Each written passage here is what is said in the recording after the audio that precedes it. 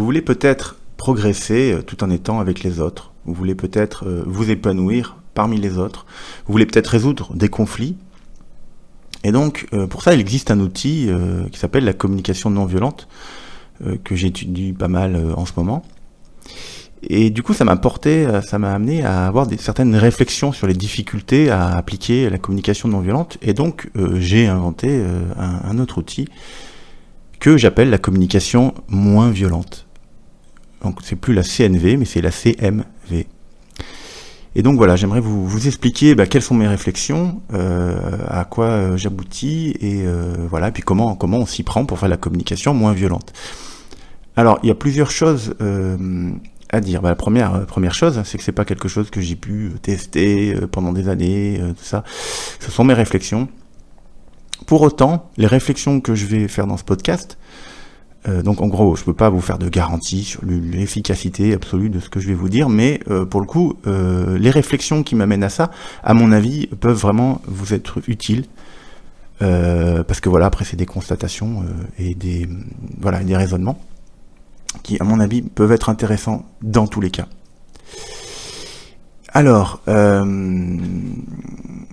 déjà, comment ça marche ? Alors déjà, premier point sur le comment ça marche, c'est que il y a deux manières de l'appliquer. Première manière d'appliquer, c'est que vous utilisez ça en situation chaude entre guillemets, c'est-à-dire en situation conflictuelle et tout ça. Vous essayez de faire la communication moins violente plutôt que de faire la communication pleinement violente.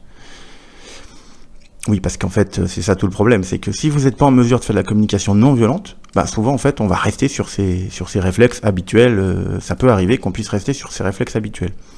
Donc, à défaut de pas pouvoir faire de la communication non violente, on pourrait essayer de faire de la communication moins violente. Donc, c'est un peu le raisonnement. Donc, on peut le faire en situation, mais on peut aussi le faire a priori, pour essayer d'avoir ces réflexions, parce que même les réflexions sont pas si évidentes que ça.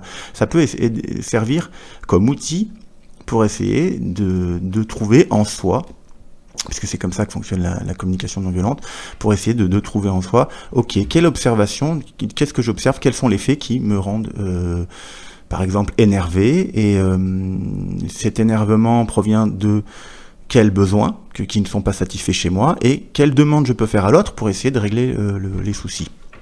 Voilà. Et donc ces choses à trouver en soi, en fait, finalement, elles sont très très dures à trouver. Donc, alors voici déjà les raisonnements de base. En fait, donc il faut trouver des faits.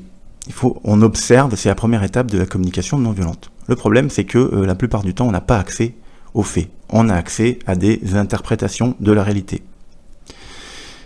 Et donc, nier qu'on est déjà dans l'interprétation, en fait, c'est problématique parce qu'en fait, c'est le premier truc qu'on a dans la tête, en fait. On va avoir énormément de mal à arriver aux faits. Moi, c'est quelque chose que j'ai dans mes cours de théâtre, quand j'enseignais le théâtre. J'ai pu observer ça dans des cours où j'ai essayé de faire des exercices de communication non violente parce que je trouve ça intéressant. Et c'est très très dur pour les gens de pointer des faits, en fait. C'est pas du tout spontané, c'est extrêmement difficile. Donc, on va essayer de passer de l'interprétation au fait. Comment on peut partir de l'interprétation qu'on a, qui est spontanée, et comment on peut décortiquer ça pour arriver au fait.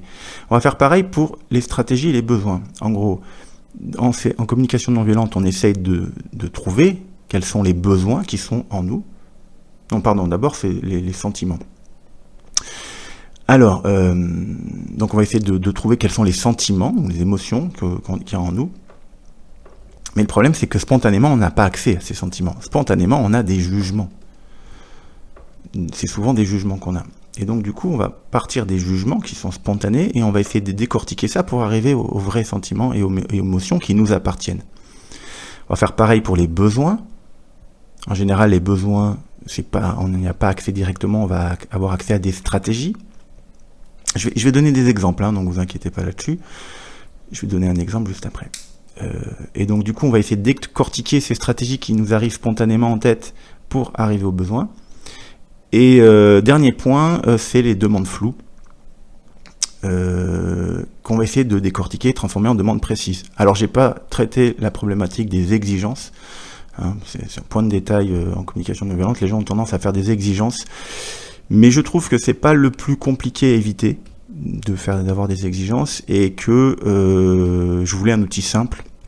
Donc je me suis dit, passer de demande floue à demande précise, c'était déjà pas mal pour essayer d'orienter, pour donner un outil utile. Voilà. Alors maintenant, on va passer un peu à la pratique. Alors, c'est quoi cet outil? Alors, ça fonctionne comme ça. Alors, il y a le « j'ai l'impression que », interprétation, parce que j'ai l'impression que. Alors, je vais donner un exemple. J'ai l'impression que tu es agressif, parce que j'ai l'impression que tu me fais tout le temps des reproches. Alors c'est intéressant parce que vous voyez qu'il y a aussi même la deuxième chose qui paraît plus objective. En fait, on assume d'ores et déjà, dès le départ, que notre vision, notre interprétation est peut-être fausse, puisqu'on dit « j'ai l'impression que ». Mais ça se finit pas là-dessus, on décortique, on dit « ok, j'ai l'impression que tu es agressif parce que j'ai l'impression que tu me fais tout le temps des reproches ». Oui, mais pourquoi j'ai l'impression que tu me fais tout le temps des reproches ? Eh bien parce que hier, tu m'as dit que c'était le bordel partout dans la maison, que je foutais rien du tout, et qu'aujourd'hui, tu viens me réveiller alors que je me repose parce que je suis fatigué en ce moment. Bon,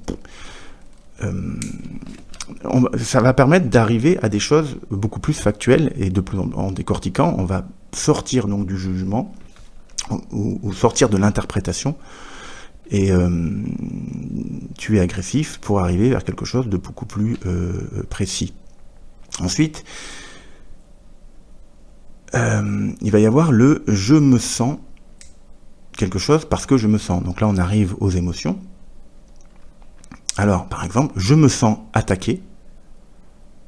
Et on s'arrête pas là, on décortique. Oui, mais pourquoi ? Parce que je me sens réprimandé, voilà, on essaye. Oui, mais pourquoi ? Mais parce que je me sens saturé.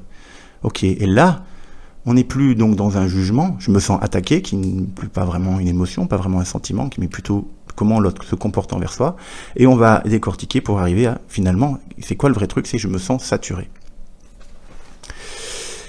Étape d'après, c'est le « j'aimerais que », blablabla, parce que j'aimerais que, blablabla. J'aimerais que tu arrêtes d'être agressif. Ok, mais pourquoi ? Parce que j'aimerais que tu sois gentil. Oui, mais pourquoi ? C'est pas vraiment encore le besoin, on n'est pas encore dans le besoin, on a décortiqué, on commence à y voir plus clair, mais c'est quoi le besoin ? Parce que au final, parce qu'au final, j'ai besoin d'appréciation. J'ai besoin d'appréciation. Et donc là, on finit par avoir tous les éléments de la communication non violente décortiqués, et on a pris le temps de les décortiquer. Donc, hier, tu m'as reproché que je faisais rien du tout, et aujourd'hui tu m'as réveillé.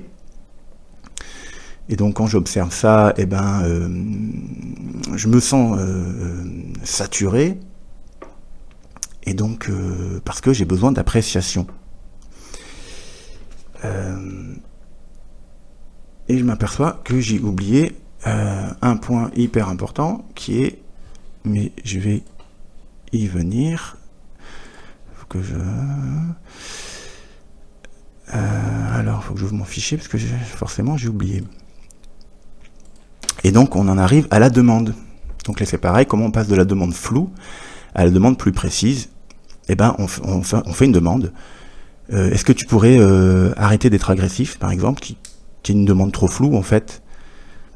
Donc est-ce que tu pourrais arrêter d'être agressif, mais plus précisément, et on va refaire une demande, peut-être qui sera encore floue, hein. Est-ce que tu pourrais arrêter d'être méchant, mais plus précisément, est-ce que tu pourrais prendre le temps d'expliquer pourquoi tu te sens comme ça, je sais pas, voilà. Et au fur et à mesure, on va essayer de préciser sa demande. Et donc, voilà comment on peut pratiquer la communication moins violente. C'est un peu dans la continuité de la philosophie de pleine conscience, c'est-à-dire de prendre conscience de ce qui est là. C'est-à-dire que, en fait, la violence, elle existe. Enfin, je ne parle pas de violence physique, bien entendu, mais en communication non violente, on parle pas de... Il ne s'agit pas forcément de violence physique. Quand on parle de violence, c'est le fait d'être dans le reproche, par exemple, d'être dans cette chose-là. Et cette violence, en fait, si on la néglige, si on part du principe qu'elle n'existe pas, en fait, elle tend à continuer à exister parce qu'on ne la prend pas en compte. Et donc, du coup, moi, ma réflexion, elle part du fait que, ok, prenons en compte ça, ne le négligeons pas, mais essayons d'aller pacifier tout ça.